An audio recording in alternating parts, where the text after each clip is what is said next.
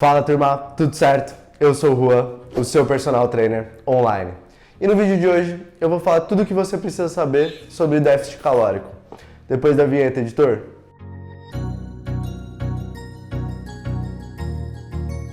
Bom, turma, eu sei que muita gente hoje busca emagrecimento, principalmente no Brasil.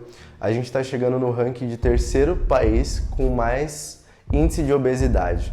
E isso está se tornando algo como um problema de saúde pública e também como uma parte também a parte psicológica, né? A gente é um país também que liga muito para a vaidade, muito para a beleza e está tendo essa dicotomia, ou seja, esse desequilíbrio entre o que as pessoas estão se tornando com aquilo que elas querem. E como que a gente pode resolver isso? Bom, a ciência diz hoje que a única coisa garantida, testada e confiada que a gente consegue obter um emagrecimento e assim ter uma qualidade de vida, ter uma estética boa, é com o déficit calórico. Ou seja, não é com um chá que emagrece, ou gel milagroso, ou uma pílula mágica que vai mudar tudo isso. Por quê?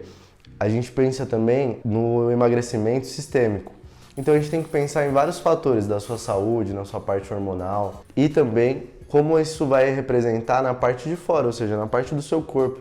Tenho certeza que você já viu uma pessoa que fez aquela dieta maluca, sei lá, cortou carboidrato, ficou um mês sem comer carboidrato, apenas comendo proteína, e começou a ficar flácida, com a pele bem oleosa, aquele bafo horrível.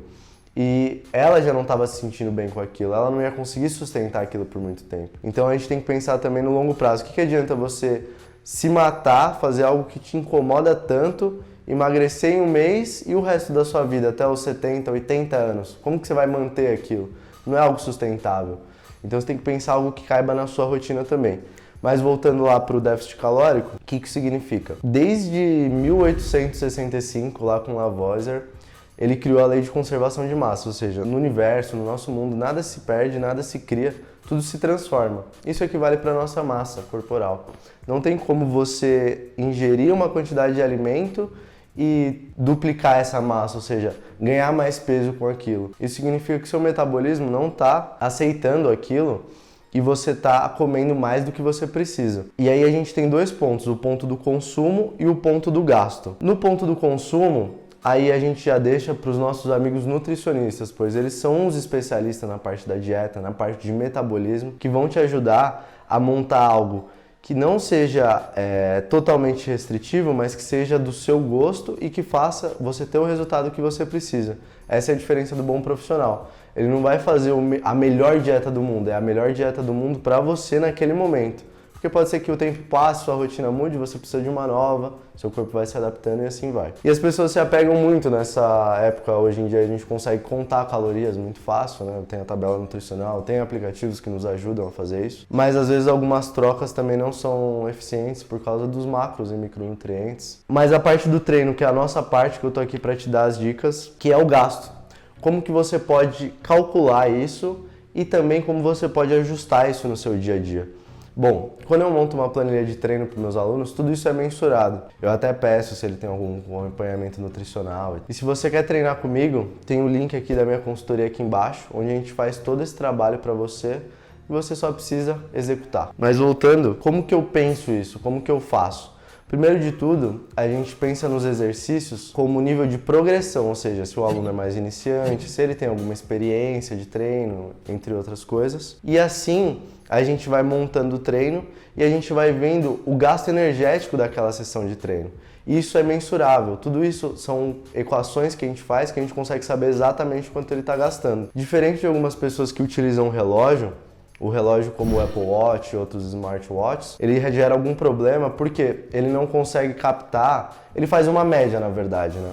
Ele tem essa equação implícita no programa dele e ele faz essa média, mas ele não consegue entender muito bem se você está numa atividade intermitente, numa atividade contínua, ele vai tentando se virar ali com os batimentos e é uma tecnologia ainda que está sendo melhorada.